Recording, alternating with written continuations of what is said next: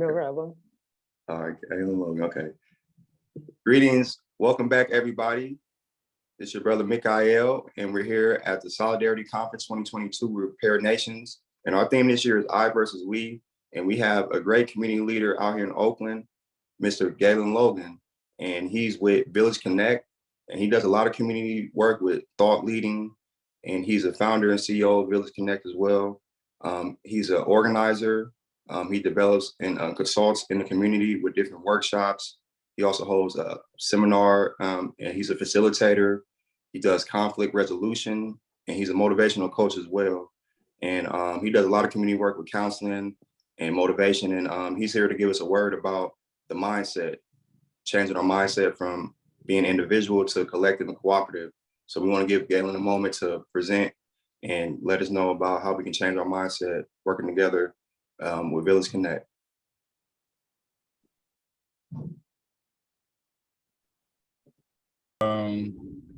Yeah, much appreciated and much love. I also want to thank and acknowledge all the truth seekers, all the truth tellers, and all the truth workers. You know who you are. And we know that you don't do what you do because you need acknowledgement. We know you know what you do because you know it's the truth and it's needed. So much props and love to all of y'all out there. And I just want to give a special shout out to Hyphy Healer, because you've been gigging out there. I've been checking you out. You got it going on, sis. So love for that energy and putting that out on the conference. So Black identity and cooperative mindset. Black identity and cooperative mindset. So I want to break that down, but also want to tap into the topic that I was asked to speak on, which is, are you programmed?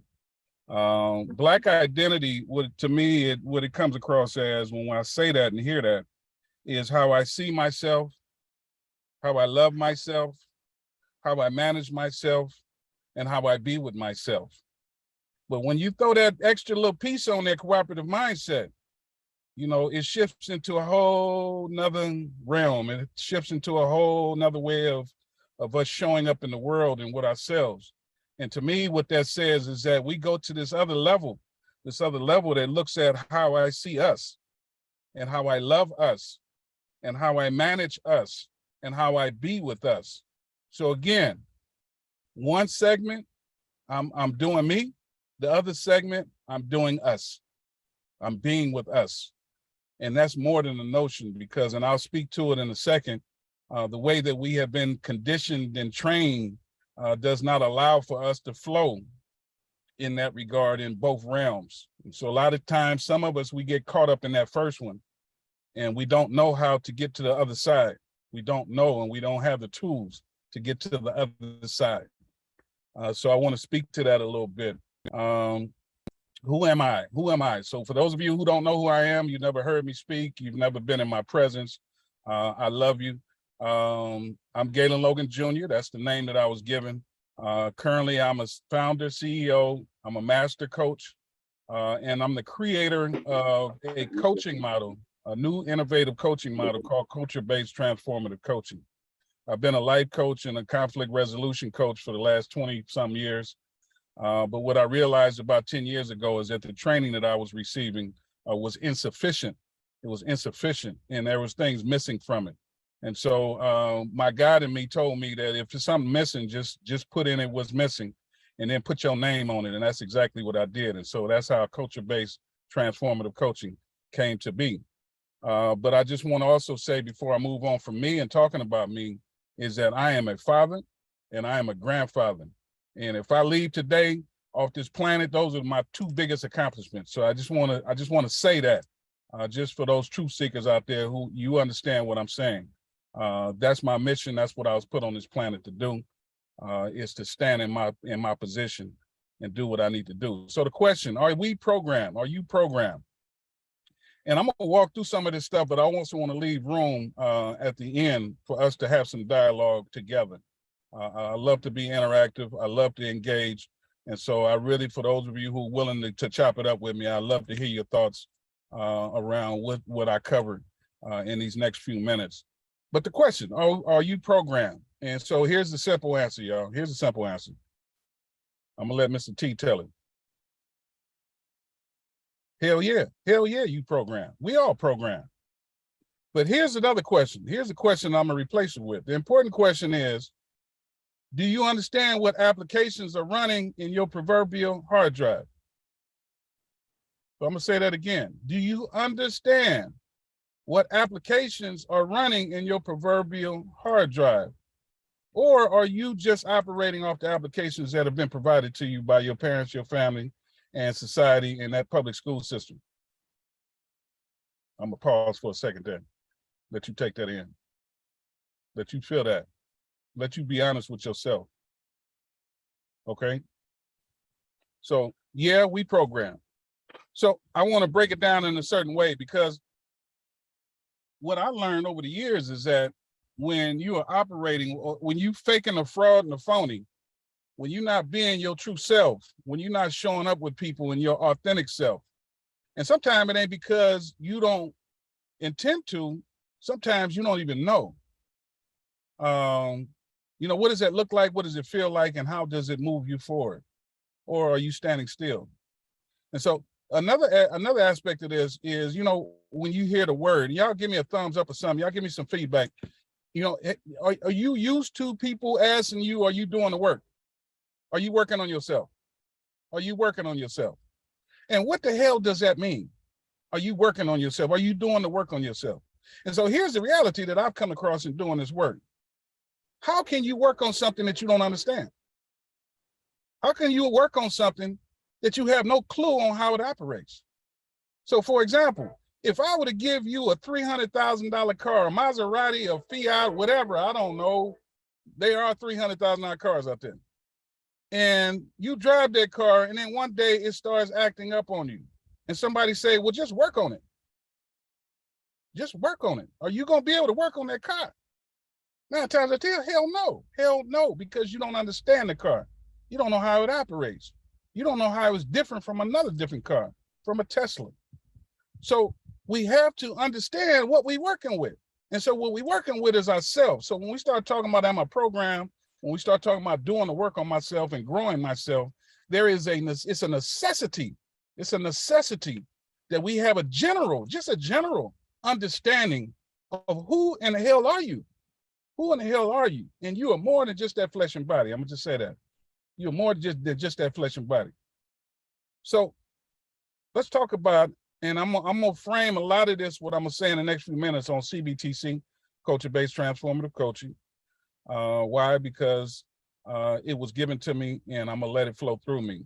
So when we start talking about core self, your core self, not what you wear, not what you have, not where you live, but your core self. And when we put that together with hypocrisy, because when we faking a fraud, it's hypocrisy.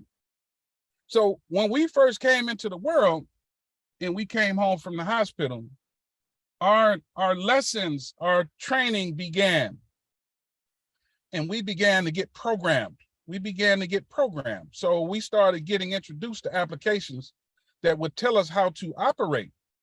Okay. Now the operating system comes from up above. Okay. Now it's our job to manage that and to choose which applications we want to allow to run on top of our operating system. And there's some applications that we get that don't fit our operating system, so they won't work. Okay. So coming into the world, we're fed a level of misinformation, and that is a never-ending cycle, y'all. It's going on and on every day of the week, every second of the day. We are receiving messages. We're receiving messages about who we are and what we should be doing and where we should be going and who we should be interacting with and who we should not be interacting with. Anybody ever heard, and y'all forgive me for my language, anybody ever heard or said the term niggas ain't shit? Anybody ever heard that or said that? Anybody ever heard that term when you were a child? Niggas ain't shit. Who is a nigga? What is a nigga? And is it you? Think about it. So when we get false information, it creates false narratives. What are false narratives? False narratives are stories. we begin to develop a belief that we were fed around certain things, around ourselves in particular. And we create a story around that belief. Anybody out there love Stevie Wonder? Anybody listen to Stevie Wonder music? Stevie Wonder, one of the greatest artists in the history of this planet. There's one particular song that he came out with back in the 70s, Superstition. Anybody superstitious out there? You may say, no, because I don't believe that black cats are bad luck and all that. No, I ain't talking about that superstition. Because there's a hook in that song where he plainly says, when you believe in things that you don't understand, you do what? You suffer. When we believe in things we don't understand, we suffer. Y'all don't hear me though. Are you programmed? Are you operating from who you really are? Are you operating from an application that has fed you beliefs that don't really match you? So we got the stories, and then what happens is that popular culture and mass media, they reinforce certain stories to make us believe that what we believe in is real. Gangster, pimp, hoe. Popular culture and mass media feed us the story back and reinforce that is normal. That is normal. That ain't who we are. So we get misinformation, we get false, it creates false narratives, which are stories. Those stories are reinforced by popular culture and mass media. And thus we have what? Hypocrisy. Hypocrisy within the self. But nobody wants to walk around and say, I'm walking a lie. Nobody wants to walk around and say, I'm not being real. I'm not being totally authentic. Do I need to shut up? Okay. So hypocrisy, and then the cycle continues with misinformation. So how do we break out of that? How do we break out of that hypocrisy? Well, the first thing is that we want to first and foremost begin to have a conversation, engage in a dialogue with somebody or some people around purpose. What is purpose? Why are we on this planet? Every living thing on this planet has a purpose. Every living thing has a purpose. It feeds into an equation. Why aren't we that way? And our purpose damn sure ain't going to school, getting a good job, making money, and then buying a big house, and then flashing and blinging, and then you die. That is not our purpose. That is not our purpose. And there ain't nobody told you that. I'm telling you that right now. That ain't your purpose. Next is principles. What are your guiding principles?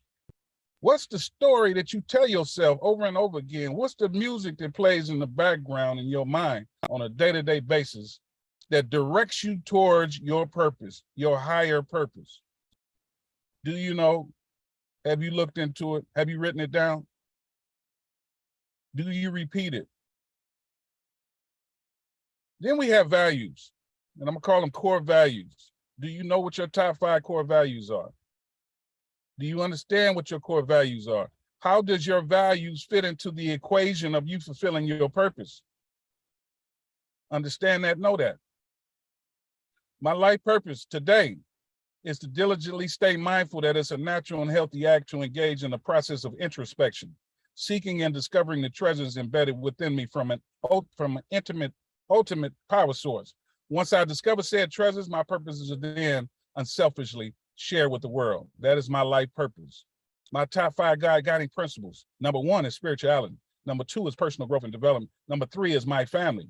Number 4 is wealth and career. Number 5 is service. I'll tell you that in my sleep. I have to, because I'm being told something different on a day-to-day basis. And I have to withstand that. So then we have this thing called process. When the rubber hits the road, what the hell are you doing? What do you do? What do you do to live within your values? What do you do to fulfill your principles and move with your principles? What do you do to get closer to your purpose? What do you do to know your core self? What do you do? And once you get that, and these are in alignment, guess what happens then?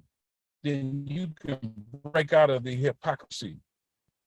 You're able to break out of the hypocrisy. You're able to see on an elevated level and not be caught up in the minutia that's all around you. So I just want to share with you real quickly the framework of CBTC, culture-based transformative coaching. Again, this is a coaching model that I created 10 years ago, and I became disillusioned with the training I was receiving from the system, from the experts. They were telling me to do it this way, but what I couldn't get away from was the fact that you can't coach people the same way with the same methodology. And you also, it's important to coach people from a cultural awareness standpoint, that we all don't have the same stories that we're playing in our head. So CBTC says that when we encounter critical situations in our lives, problems, issues that get in the way, we move to a visioning standpoint. Okay, what am I going to do to solve and resolve this particular issue? And then the next stage is that we move to this place called goals and roles. Now we start setting goals on how we're going to mitigate the issues that we're facing. Okay, that is the general way that we deal with things in the society. What CBTC suggests is that there's two other elements that we need to take into consideration. Number one is foundation, and the next one is discovery. And what does foundation and discovery represent? That represents your core self. That represents those things that I just got through talking about: your principles, your purpose, your values, your natural talents.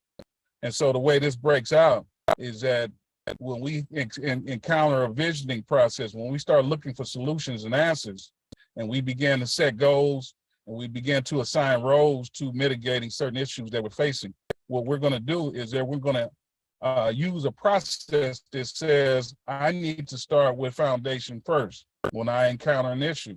Number one, I can't forget what my purpose is. Number two, am I clear about my guiding principles? Am I moving in the direction I need to move in? Because when you take care of what you need to take care of, you handle priority number one, everything will take care of itself. And then thirdly, am I doing the things that's necessary for me to move through this and address this? Because let me just say this and stop and say this for a moment, y'all. Problems that we encounter, issues that we encounter, the answers are not going to always come from us. And so we have to put ourselves in a position where we're in a stream that will allow us and support us with mitigating conflict. And so if we don't believe that and we think all the answers need to come from us, from our brain, from what we know, then in many cases we get disappointed and we're not successful in moving out of those particular issues. The next stage is discovery. Life indicators is what we focus on: your natural talents, your core values, and personal fulfillment, and what that means to you. That's a conversation in itself. And then thirdly is critical assessment. How do we begin to assess? Now, if you notice one thing, foundation and discovery focuses on you. Nobody else. We ain't talking about no white man. We ain't talking about the system. We ain't talking about Trump, none of that. When we talk about our purpose, our principles, our process, when we talk about our core values, when we talk about natural talent, that's all you. And that's the foundation of what we need to move with so that we can endure. So critical assessment looks at culture. Do you understand what culture is? Do you understand how culture impacts you and your family? Do you understand that you walk in and out of multiple cultures each day? Do you know when you go out of one and go into another? Are you aware of that? Do you understand the rules and regulations that dictate those particular cultures? Because 9 times out of 10, if you don't understand that, 9 times out of 10, you are not as successful as you possibly could be if you had an awareness of this particular culture that you're walking in. Each culture has rules and regulations that are unspoken and unwritten. You need to understand that. You need to understand. And then also identity and choice. Who are you as you walk through those cultures? Do you transform? Do you shapeshift? Do you walk into these cultures and start talking a different way because you feel like that's what's going to get you what you need to get? Or do you maintain your sense of self and be comfortable with yourself and do you and not worry about that and not feel as though you need to conform to somebody else's way of being in order to be successful in that particular culture or environment? And then fourth is visioning, what we call visioning. And within visioning, we begin to look at that old thing called law of attraction. We begin to look at stages of life. Do we understand what certain developmental aspects we missed? Do you understand that there were certain things that you were intended to learn at certain ages? And if you didn't learn those, you were behind. If you didn't learn those particular things, if you didn't grow and develop in those things, somebody told me once, it ain't the age, it's the stage. It's the stage of development. I don't care if you're 60, 69 years old. If you did not successfully move through those stages of development successfully, guess what? Your ass acting like you sing. I've met a whole lot of old people that act like they ain't got no sense and they have not learned how to move. Excuse my language, y'all. I apologize. I don't mean to go there. I get excited sometimes. Okay. So law of attraction, what are the stages? Fear and reality, false evidence appearing real. Are we operating and living in a world and walking through a world operating off of fear versus what is real? This is the big one. That's a big conversation. And then lastly, visualization and purpose. Do you know how to visualize? Do you know how to effectively visualize? Can you sit back and can you see your next step? Can you see yourself in your next stage? Can you see yourself in your next house? Can you see yourself in that next car? And then lastly is goals and roles. Anytime we set a goal, there are multiple people who have to play a role in you getting what you want to get. There are multiple people. Whether you want to think so, we are all dependent. So when you get ready to move and you get ready to do something, you ready to get that bag, there's people that you're going to have to depend on. You're going to have to get them to do something to help feed where you're going and what you're attempting to do. So manifestation and choice. How do you manifest? How choice plays into this. Partnership. What does it look like to partner with somebody? What does it look like to partner with somebody? And that whole thing of a transactional experience and the transactional relationship. And personal life work. There's a whole lot I can say about these particular ones. But I want to pose a question, and I feel like I've gone on, and with the remaining time, I really want to do us. I want to be with us. I want to be with you, and I really would love if you can holler back. I've been hollering at you, holler back at me. And here's a question. Here's a prompt I want to throw out there for the conversation. What practices do you employ to reconcile the self? What practices? What do you do? What are habits that you employ on a day-to-day basis to reconcile the self? And let me give an example of that. Someone who owns a market, and they sell produce and they sell other type of different necessities that folks need. It's imperative, it's very important that on a monthly, regular, weekly basis that they do a reconcile. They need to reconcile what they have in their store. And they need to do that for a very simple reason. They need to understand what's moving and what's not moving. Because if a product is moving fast, you need to make sure that you have that product, because that means that people need that. And if you're not reconciling, you're not going to know that. And so you're potentially going to lose customers, because if you don't have it for them, they're going to go somewhere else, and they might keep going back to that other stuff instead of yours. Well, that's the same process we have to do within ourselves. It's important that we reconcile what's going on inside of us and what results we're getting in our lives, so that we can make adjustments on a regular basis. So we can make adjustments and we can strengthen those things that need strengthening. And so with that said, so again, what practices do you employ to reconcile the self?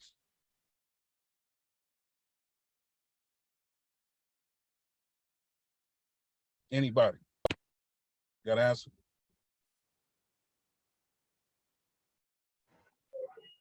Peace. How are you? Blessed. Thank you. Peace. So I would say one practice I use regularly just to kind of make sure I'm connected to my body and my truest self is really trusting my intuition and moving in a way that always feels good in my body and in my mind, versus what seems normal or what's been normalized. Probably especially when it's something that feels against the grain, because I know that my body is connected to source. I know that I am source, and I am my highest standard. And so when it comes to whether it's whatever, making business moves, the way I'm collaborating and interacting with community, or however I'm just moving in this space and doing my thing, like really tapping into, okay, is this a move I'm making because I feel like it's the highest vibration inside of my body, or because this is what it seems like I'm supposed to do? And so I feel like the more I do that, the deeper that connection with self is developed, because myself sees me trusting myself. And it's like, okay, cool. And so we're building with me, and so I feel like that's how I do that on a daily. Thank you, sis. Thank you. That's potent. Anybody else? Yeah, brother Gaylon, man, this brother Tut, man, phenomenal, powerful as always, brother. Really appreciate your knowledge and your being direct with it, not withholding, telling us the honest truth. But for me, brother, just having something that I do ritualistically, like I'm into martial arts. I find that hitting something as a black man, and I don't know, maybe anybody, it just helps. Dealing with stress.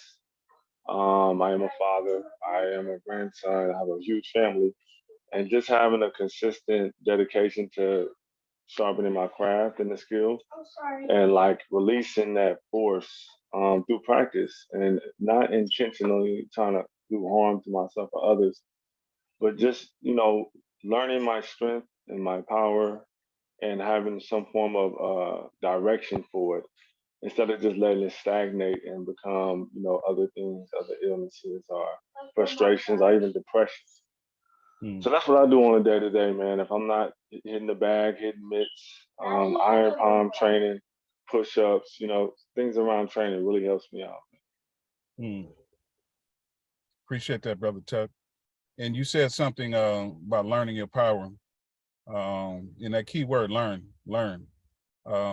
What I come across in my coaching is that a lot of times we forget that there is more inside of us to learn, and that we are a book. We are a book. There are chapters inside of us, and it's really crucial that we don't forget, and that we maintain a curiosity about what layers still lie within us, so that we don't die and leave this planet with so much possibility and so much that we can give to our people. Thank you for that.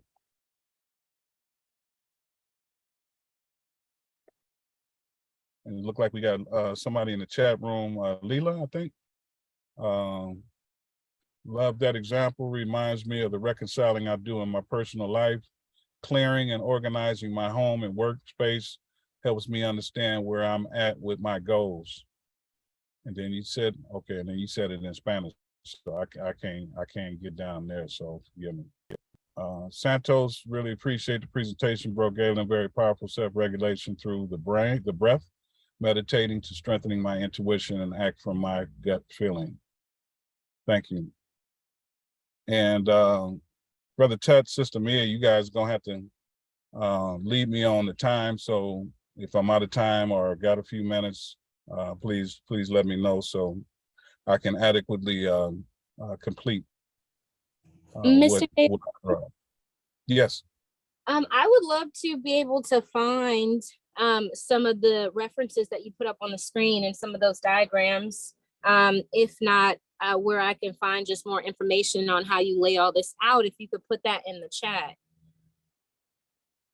Yes, ma'am. That would be fantastic. You do personal coaching? Yes, ma'am. Oh yeah, you gonna hear do personal coaching, also do family coaching and community coaching. I coach through Bananas. For those of you familiar with Bananas, they pay me to coach you. So if I say go get it for free, you'll be able to get my time. But if it's me and you, then of course I got to charge you. But Bananas is a route you can take. I also do a fathering workshop series through Bananas. I also do a co-parenting workshop series through Bananas as well. If you go to their webpage, you'll be able to see when I'm scheduled. And these are all virtual right now. And so I'll just say our co-parenting is on fire. Co-parenting workshops, we get down and dirty. We get into the meat of it, where we can actually be able to see our children A lot of times we be parenting and we ain't seeing our kids. We can't see our kids because we can't see ourselves. And so as a result, our children suffer because we can't get out of our own way. And we think we parenting, but we're not parenting. We just doing what somebody else taught us to do. And so I try to gear people towards that co-parenting workshop because we can really get into it so that we can really begin to create a nation, build a nation that we need to create for tomorrow.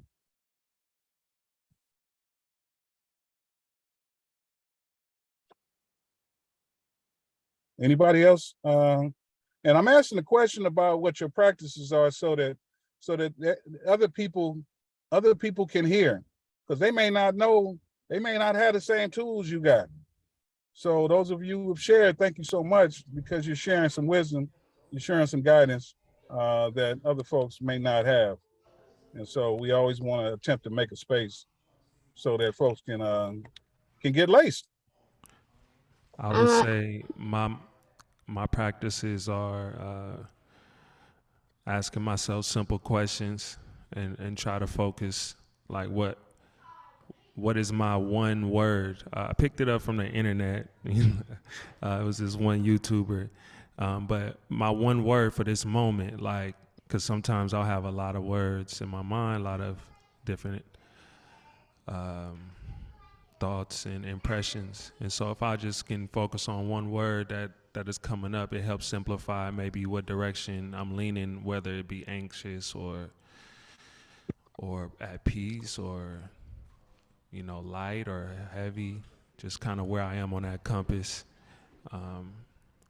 It may help for the overthinkers. Yes, sir. Thank you. I like to go to the water.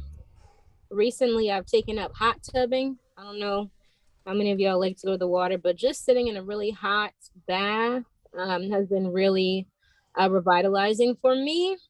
Although it's not solving all of my problems, it is definitely helping me soothe at the moment. And I've gotten back into reading books on my shelf that I've already read before, and that's consoling me in different ways. And I'm also in the practice of trying to step back from all the chaos that's going on in my life, and accepting the words of wisdom that I find in people in passing. Thank you, sister. I like to read often. I realize that I've fallen off of many of my practices that I've used in the past that were helpful to me, but one that I've picked back up recently was just reading more often with the intention of applying what it is that I'm reading to that day.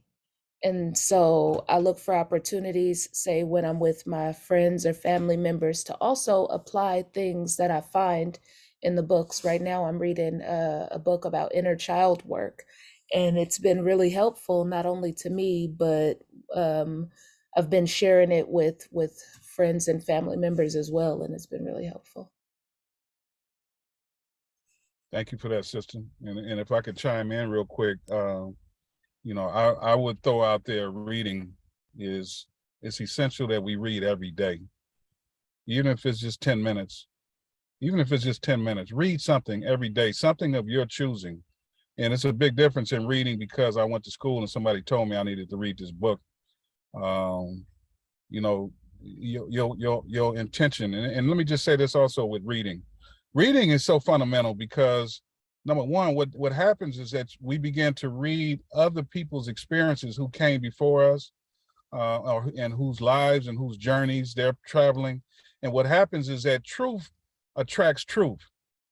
And when I read something that's true and it speaks to my truth, it awakens my truth.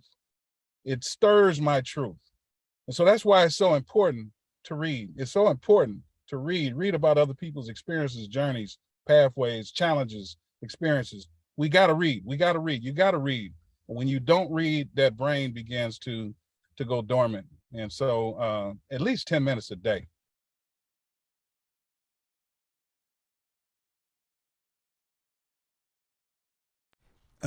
Yeah, I like to ground myself in reality, but live in my own reality, a virtual reality or whatever it is that I perceive. I'm a fantasy, yes, like a fantasy world. So it's like I'm grounded in reality, but I stay in the fantasy. So it's like I might look at $1,000 as $1 million, you know, because in reality it is. Like I'm poor, you know what I'm saying? So it's like when I get 1,000, somebody else might be like, man, that ain't nothing. You know, I run through that all the time. My rent costs 10 times that, you know, but 1,000 in my fantasy world is still $1 million to me because I'm coming from a poor place. So it's like staying in that fantasy realm and not letting the reality of the real world get to me. Because again, I have to remember that I'm living in someone else's fantasy. You know, Social Security is someone else's fantasy. Race is someone else's fantasy. A freeway is someone else's fantasy. They were able to manifest that some kind of way. So I have to stay in my own and try to manifest it as well as live in someone else's. Thank you. Thank you. Thank you. And I want to challenge a little bit there. I want to challenge one thing though. You ain't poor. You're not poor. You're not poor. Words have power. You're not poor. And when we speak to ourselves too. So we don't want to tell ourselves stories that, yeah, anyway, brother, I don't, yeah. Thank you for what you shared. It was potent. And you say fantasy. And I'm gonna say imagination, creativity, you know, that's what we came in the world with. When you look at kids and how they can just like create stuff, right? And then we lose that at a certain age. When you see kids stop dreaming, stop living in that fantasy, as you said. So that's very potent what you shared, brother. And it's still in us. It's still in us. It didn't go away. So tap into that creativity, y'all. That creativity, that imagination. As some people may say, is crazy. It ain't crazy.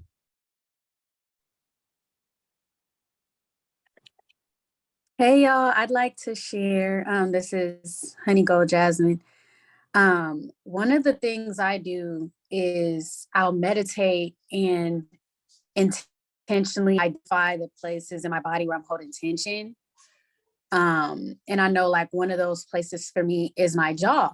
And as a music artist, in a way that's, it's kind of ironic, right? Because I have to use my voice, I have to use my throat, but I actually can tell that I actually hold myself back a lot. And that holding myself back turns into me holding tension, like in my throat, in my like heart area. And I know that's even a deeper meaning, right? Like those particular areas are the places I kind of have to utilize to share my thoughts with the world from a heart-filled place. So I tend to like sit and meditate and really like identify those areas where I'm holding tension and then breathe into those areas. So I'll think of my heart and like literally center my energy around my heart and breathe through my heart. If the tension's in my hand, I'll like pay attention to my hand and like breathe through my hand and just kind of remind myself that I have to flow with it all. Because I think also comes from me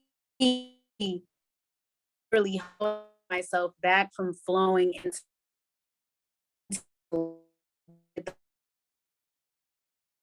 You're breaking up, sis. my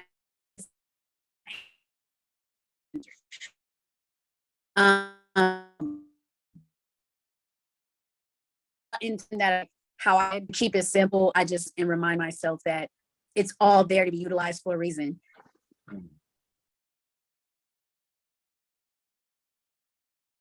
Sister, that was powerful. That was life. That was like real life that you just shared. Thank you. Thank you.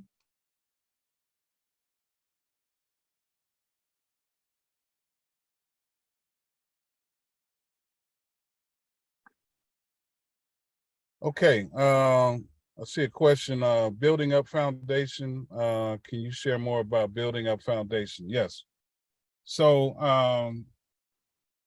you know, as I mentioned and as I showed on the slide deck, CBTC, culture-based transformative, our first step, our first approach, our first tier is foundation. And what that encompasses is 3 specific areas. It includes a conversation about purpose. A conversation about purpose. And many times, we can look at it as though purpose is something that we find or that we acquire, and it's not. It's not. Purpose is a way of being. It's a way of being. But again, when we begin to integrate that conversation, it's something powerful about when we even say the word purpose and we associate ourselves with it. The brain, the mind, the subconscious, your spirit, it takes what we give it and it does things with it. I'm just putting it in a simple term. It does stuff with it, okay? But if we never give it to it, I heard somebody say once, it's sort of like, we feed our bodies with bacon and our minds with bread. But both have to be fed, both have to be nourished, both have to be given in order to sustain life. And so the thing is that we want to encourage people, and we challenge people to start this conversation about purpose. What is your purpose? You ever had experience where you were talking to somebody and they cut you off? And I used to get this from the elders when I was younger, and they used to say, "Get to the point. What's your purpose? Why are you talking to me? What's the point you want to make?" And it makes you get to the point. It makes you narrow in, and it makes you get to the point. And when we look at what we do in our lives, what actions do we take? What habits do we embody? And when you start asking yourself critically, why do I do that? What is the purpose for that habit? What is the purpose for that activity? And when we start looking, we begin to be able to see things that we have, habits that we have that serve no purpose whatsoever. It serves no purpose. It does not speak and lead us to where we say we really want to go. And so it gives us an opportunity then to shift our habits, shift our behavior. But again, like the man or the woman that has the market, if you don't know what your products are doing, and if you don't know your inventory, if you don't know what it's doing and what it's not doing, you can't make those decisions. You're not motivated to make those decisions. So again, what do we focus on and what do we stay mindful of? And it's really important to put ourselves around people and interact with people who understand that, so that when you dialogue with people, you're constantly reminded, because we all forget. I don't care how much information I get. It's all about the information and applying that information. I have a whole lot of information, but am I applying it? And sometimes I need folks around me to remind me, are you applying what you know? The next one is guiding principles. Guiding principles, again, is like a CD that you put in your car or in your music box. You're making a conscious choice to choose this music for whatever reason. And sometimes we forget that we can shift the game. We can shift the paradigm just by changing that CD and saying, look, I really wasn't conscious of what I've been telling myself. Now I want to be super conscious of what I'm telling myself. And I just need to get intentional about that. If you repeat something over and over again, if you repeat something 30 times a day that corresponds to who you are and where you're going, it's going to have an impact at some point. It's going to have an impact. And then lastly, process, of course. What do? We only got so many hours in a day. You only got so many hours in a day, and you only got so much energy. How are you applying it? How are you spending it? So that's building up foundation. First and foremost, we have to become mindful. We have to become mindful. And then we have to get really, really clear about who we say we're being. And is our purpose, our principles, and our process in alignment with that? Does our core values support that? Sister Laura, go right ahead. Hi, Gaylon. It's me, Laura, your long lost friend. Hey, how you doing? Good. Listen, I wanted to say something about, you made the comment that some behaviors are not necessary, something along those lines, and they're I have found recently that even my negative behaviors serve a purpose. Mhm. For example, I can notice if I'm eating a lot of sugar or if I'm letting the dishes stack up in the laundry, there's something going on with me internally. And I have to practice those behaviors because I don't have a coping mechanism at my fingertips yet. It's growing. The second thing I wanted to say is this whole thing is a process. We're not born with it. All this stuff that we're talking about, we have to learn it. Somebody has to give us the information. How you get it is fine. If you get it from TD Jakes or you get it off a billboard, whatever it is, we have to learn it. And for some of us, it could be a lifelong process. It's like an onion, I've heard. You peel a little bit back, you peel a little back, peel a little back, and a whole lot of other stuff just keeps coming up. And I like what the lady said about holding feelings in your body because it's safe for us to do that. It's safer for us as Black people, especially as Black women, to suppress all our feelings, negative or positive.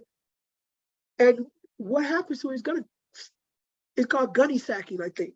And you hold all that stuff into your body, and your back is hurt, your neck is crooked, you get bad skin, and all of those other manifestations of holding feelings, good and bad, inside. And so I just wanted to put that out there because it was just like in my head, it's like, wow, this is something I just recently learned is my behaviors, whether they're, especially the ones that are negative, like that sugar, it's on me. The sugar is on me lately, and I'm realizing what it's all about. I know what's at the core of it, and I have tools to address it. Thank you so much for doing this and for listening. Thank you, sister. Appreciate it. Good to hear Yes. your voice. So that was amazing. Thank you for all of those reflections. And Brother Gaylon, thank you for stimulating all of these thoughts. And I think everyone is in an introspective mode right now. So I want to say thank you for that. And I will be disciplining my mind with my own mantras and my own programming and my own visions of success. And I hope that you all will as well. So with that, I want to pass it to my co-host. Can I just say one last thing, brother? Of course. And some of you may say it's not necessary. I just want to acknowledge my language, and I apologize, folks, for using language that wasn't necessary because I do have other vocabulary. I do have a vocabulary where I can use other words. So I hope I didn't offend anybody. No, you didn't feel anybody, brother. We appreciate you for being down to earth and very relatable. I think everybody got a lot from this conversation.